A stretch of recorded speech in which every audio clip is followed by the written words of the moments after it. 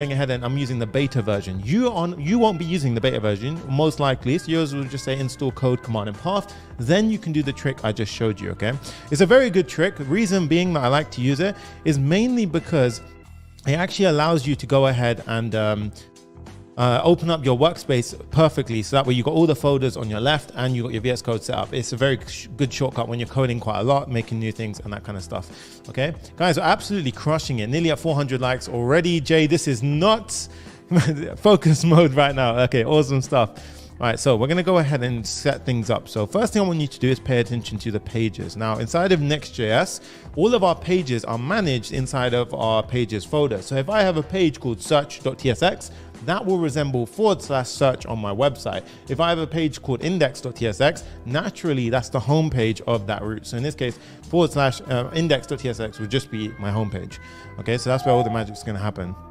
So opening this up, to kickstart our app off, I'm going to close my other app that I had running, and I'm going to show you how things are going to work. Okay, so let's go ahead and do Command J, and I want you to go ahead and type in, and this first thing you need to check actually is you need to go ahead and see if you've got a yarn lock or a package lock. It doesn't matter, you can switch, it's fine. But in this case, I have a yarn lock, so I'm going to be doing yarn run dev. You can do npm, it's fine. But if you do npm, make sure you use one and you delete the other log file.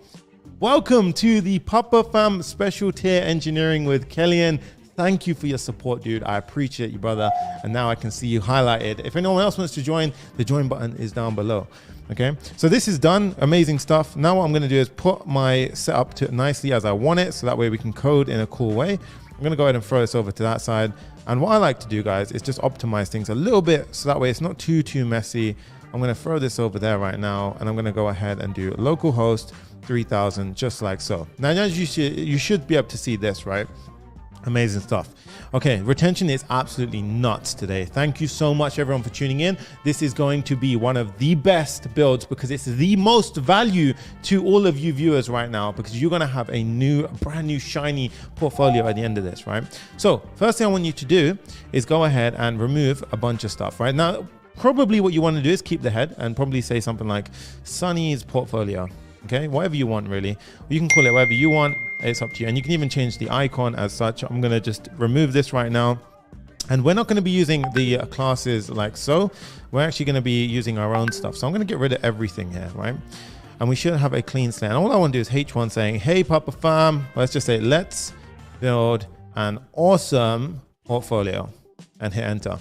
Now you should see this. Let's build an awesome portfolio. Good stuff, okay? And by default, I don't know why that's black, but anyway. So what we're gonna now do is I'm gonna go ahead and remove this. And the first step is we need to go ahead and set up Tailwind CSS. Okay, so Tailwind CSS is basically a way that we can go ahead and shorthand our steps of writing CSS. So it allows us to write really cool responsive websites, and it's just an overall amazing library. It allows us to have all these utility classes that we write inline in our code, and it is much more readable, much more easy to work with, and trust me, it's just damn powerful. Okay, so Tailwind CSS, I'm going to show you guys right now.